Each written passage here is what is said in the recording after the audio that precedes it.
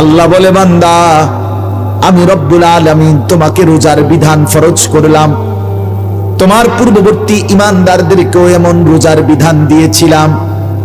যদি প্রশ্ন করো বান্দা কেন দিলাম রোজা, কেন থাকতে হবে উপবাস, কেন 12 ঘন্টা 14 ঘন্টা লাগাতার 1 মাস খাইতে পারবা না, পান করতে পারবা না, হালাল পবিত্র স্ত্রীর সাথে মেলামেশা করতে পারবা না, নির্ধারিত সময়টা কেন?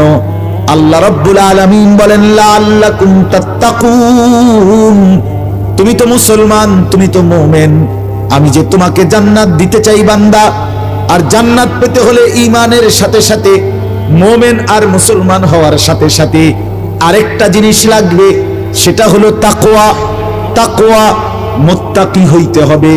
আল্লাহ বলেন, ওয়াদা দিচ্ছি বান্দা, 1টা মাস রমজান আমি আল্লাহর কথা মতো ঠিক ঠিক মেনে চলবা, যেটা করতে বলেছি করবা, যেটা ছাড়তে বলেছি ছাড়বা।